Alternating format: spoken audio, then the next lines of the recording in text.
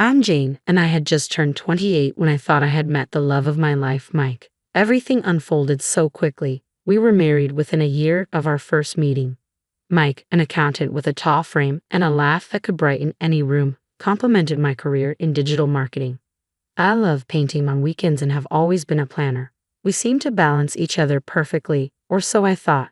The day after our wedding, our living room was a delightful mess, overflowing with wrapped gifts and cards, a beautiful chaos that reflected our celebration.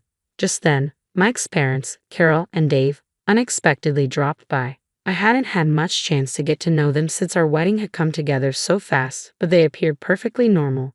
As we began to open gifts, I noticed Carol and Dave were more than a little curious about what we were unwrapping. "Is that a crystal vase?" Carol asked, picking up a shimmering piece that my Aunt Linda had given us. She turned it over in her hands, her eyes sparkling with interest. "Yeah, it's from my Aunt Linda. Pretty, isn't it?" I replied, hoping to steer her attention away from claiming it. But before I knew it, Carol had set the vase aside in a separate pile. "I think we can find a good place for this at our house," she said casually. Mike, engrossed in untangling a set of fancy kitchen gadgets from his cousin, didn't seem to notice. I shot him a pleading look, hoping he would intervene. "Mom, that's our wedding gift," Mike finally said with an easy smile, as if it were all a big joke. "Oh, come on, it'll just gather dust here. We'll use it," Dave chimed in, wrapping an arm around Carol. "Besides, you two are young. You'll get plenty more gifts over the years." I tried to laugh along, but it felt off. "Actually, I think it would look great in our foyer," I said, attempting to reclaim it without making a scene. Carol glanced at me, her expression a mix of surprise and annoyance. "Jane, you need to learn to share. We're family now, and families help each other out," she said firmly, as if imparting some kind of lesson. Catching the rising tension, Mike quickly jumped in. "Let's not worry about this now. We've got plenty of gifts, right, Jane?" I nodded, biting back my frustration. Yet as they continued to sift through the gifts, setting aside a few choice items for themselves, that uncomfortable feeling settled deeper in my stomach. It felt like I was watching strangers claim pieces of my life as their own, and Mike simply let it happen. Our first year of marriage flew by, and before I knew it, our anniversary had arrived. I wanted to make it special, a true celebration of us. So I booked a table at Chez Louis, a cozy little spot we both loved.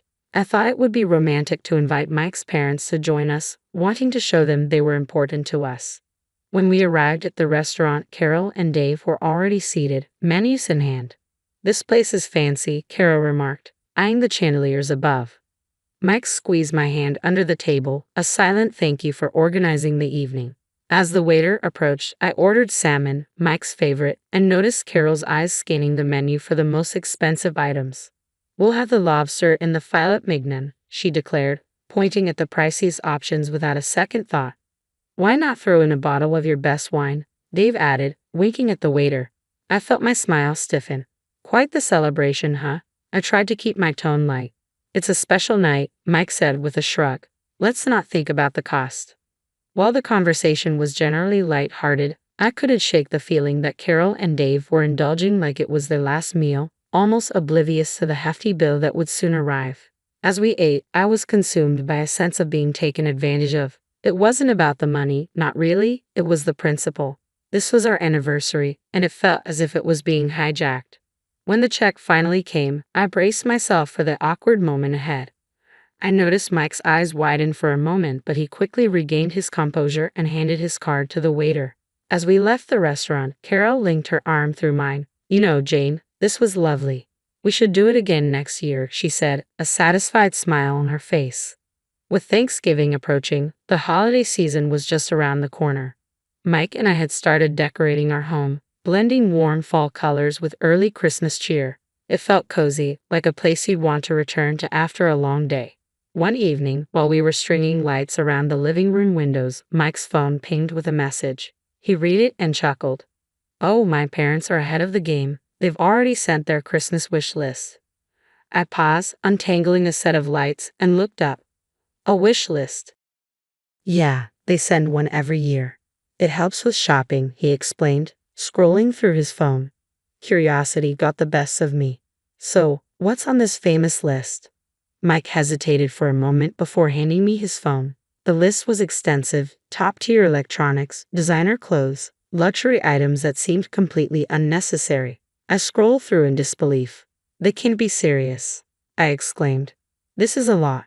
Taking back his phone, Mike shrugged. "They like the good stuff.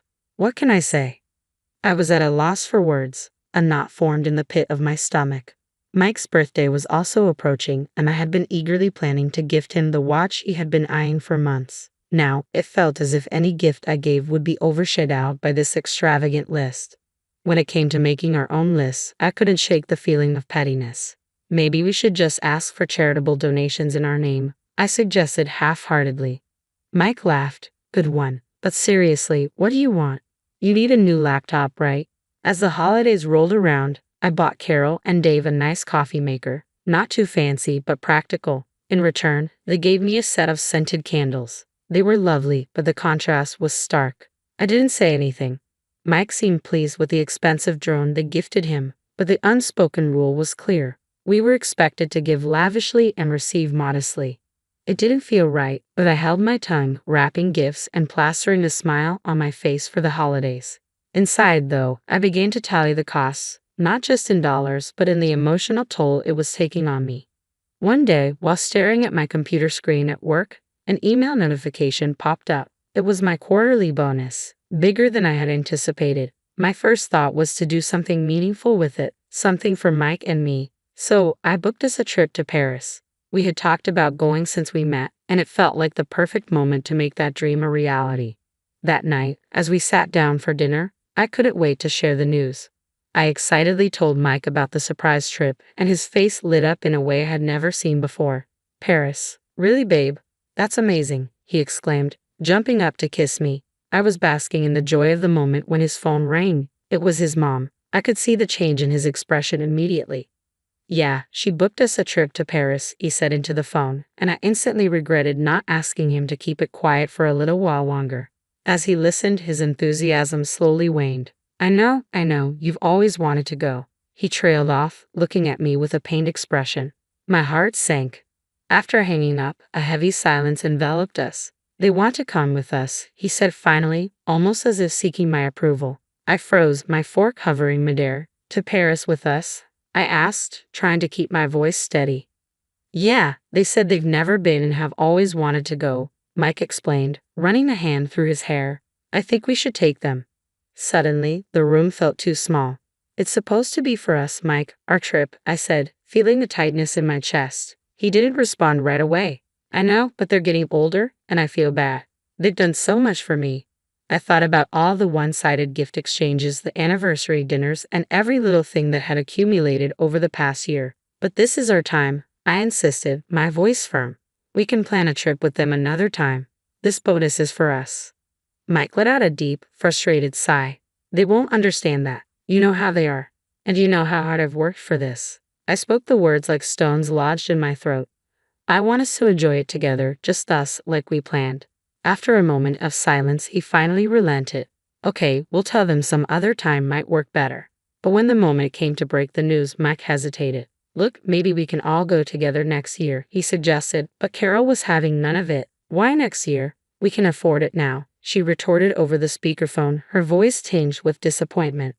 I could no longer hold back my frustration. "Because this trip is for us, Carol. Mike and I need this time together," I said, my voice rising.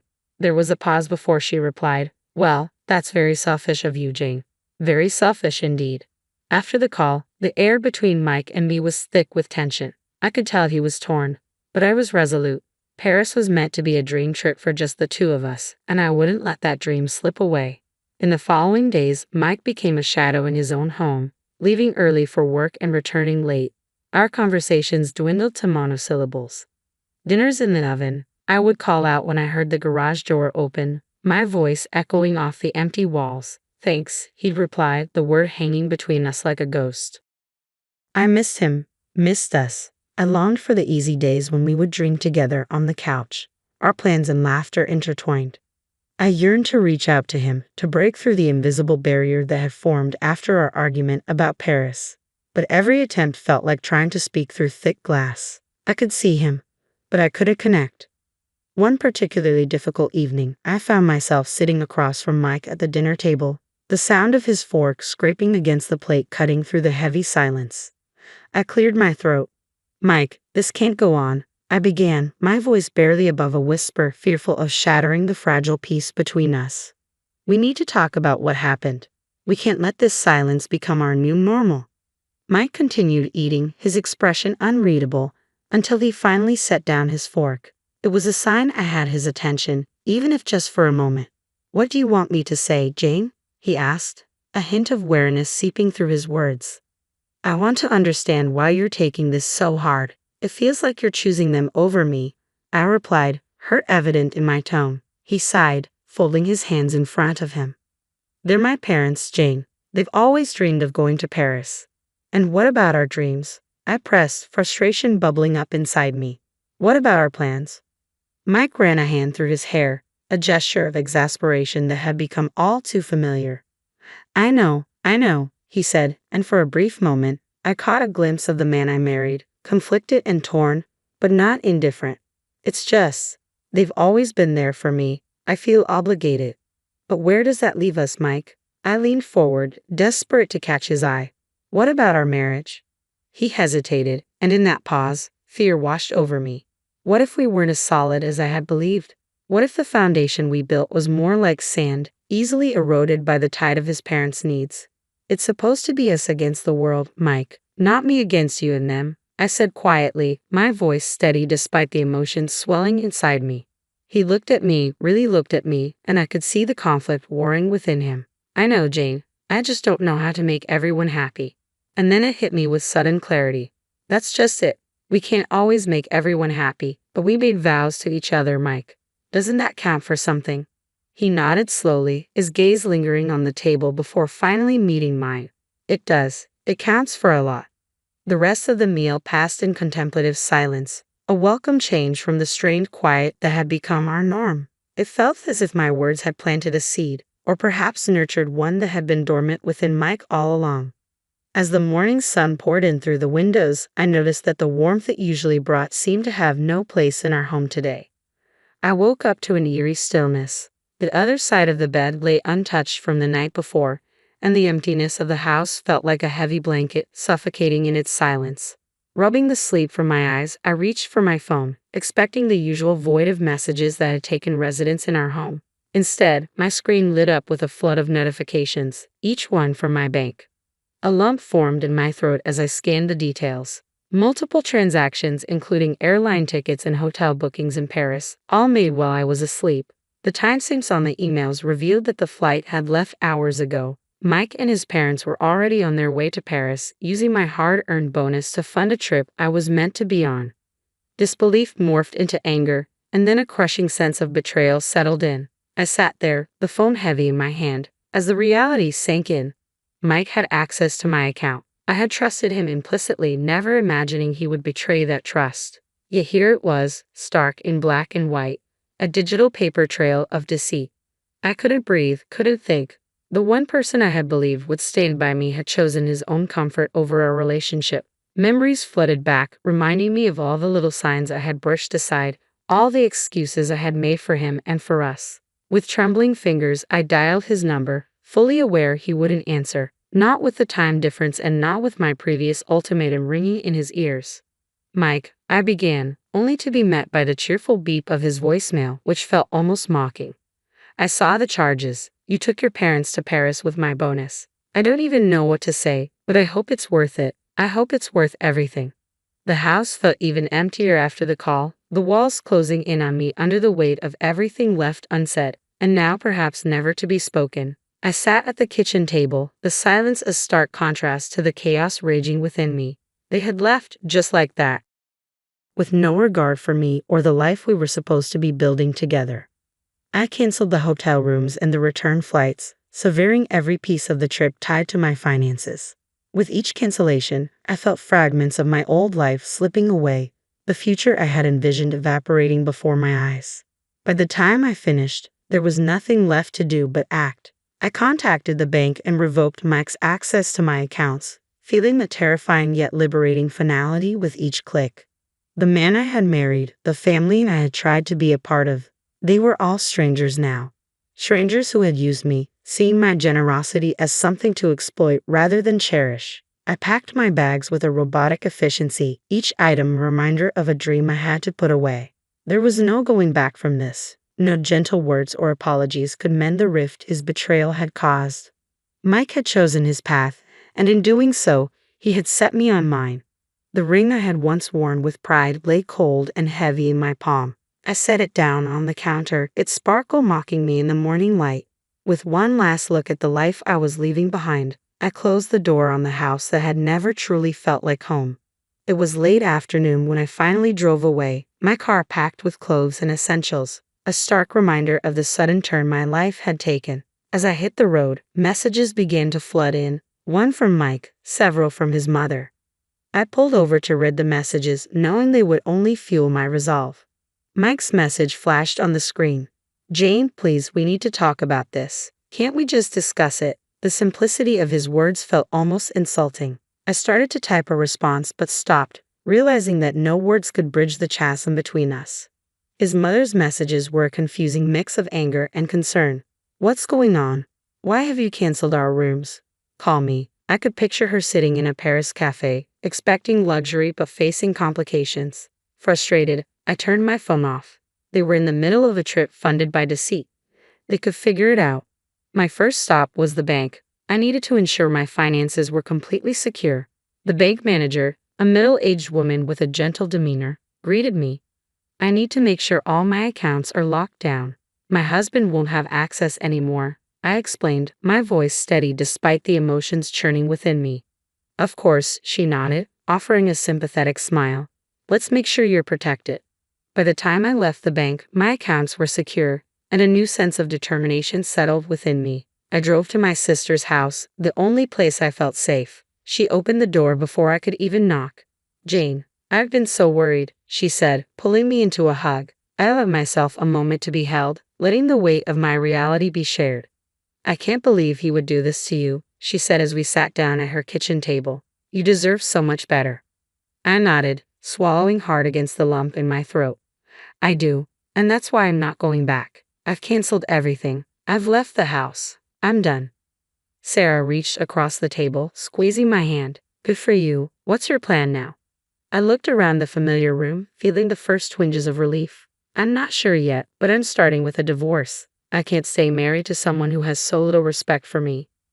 Her face was a mix of anger and pride. "I'll support you however I can. Do you need a lawyer?" "I'll find one," I said, my voice growing firmer with each word. "Need someone who doesn't know Mike or his family. I need this cut clean." The conversation shifted as Sarah helped me unpack my card and plan the next few days. There was a strange comfort in the mundane tasks, a grounding in the midst of chaos. I was standing in her kitchen, a mug of coffee warming my hands, when my phone vibrated persistently. It was Mike again. "Jane, we need to talk. I'm sorry. I miss you, and I think we can work things out." His text was a blend of apology and plea. I sighed, feeling the same rehearse "I'm sorry" becoming a threadbare blanket that offered no comfort. "Not this time, Mike," I muttered under my breath, typing a response that left no room for ambiguity. "There's nothing left to discuss. Please respect my decision." I could almost hear his desperation in the silence that followed, but it wasn't enough to make me reconsider. Not anymore. My resolve was tested further a few days later when Mike's parents made a dramatic appearance at my sister's doorstep. Their faces twisted in anger as they barged past Sarah, who stood wide-eyed at the door. "You've got some nerve, Jane," his mother exclaimed, her voice shrill. "You ruined our family vacation. You're just a greedy, selfish woman." Sarah stepped in front of me, protective. "That's enough. You're not going to come into my house and insult my sister." The argument escalated, drawing the attention of neighbors peeking out from their windows. I was sure someone would call the police. It ended with Sarah threatening to do just that if they didn't leave. The departure left a sour air that lingered long after they were gone. But amidst the chaos, a realization settled within me. I was truly done. The divorce process felt like a cold legal ballet, and I danced my part, signing papers and nodding through explanations of settlements and divisions. Yet with each stroke of the pen, I felt chains breaking and tethers loosening. And then it was over. I stood outside the courthouse, a free woman. The air was crisp, a gentle wind playing with the loose strands of my hair. Sarah, ha, be tight, her support unwavering. You did it, Jane, she whispered, pride evident in her voice. I had stood up to the selfishness that tried to claim me, resisting the manipulation that sought to bind me. I turned away from the courthouse, away from a past that no longer held me. The messages from Mike continued for a while, a mix of apologies, bargaining, and eventually anger. But they went unread, floating in the digital void as I moved forward with my life. The apartment I rented was small, but filled with sunlight. I decorated it with plants, books, and new memories. I went back to school, enrolling in classes that fueled a passion for learning I had neglected for too long. One quiet evening, as I sat on my little balcony with a cup of tea in hand, I deleted Mike's number from my phone. I was free to heal, free to grow, and most importantly, free to be unapologetically me.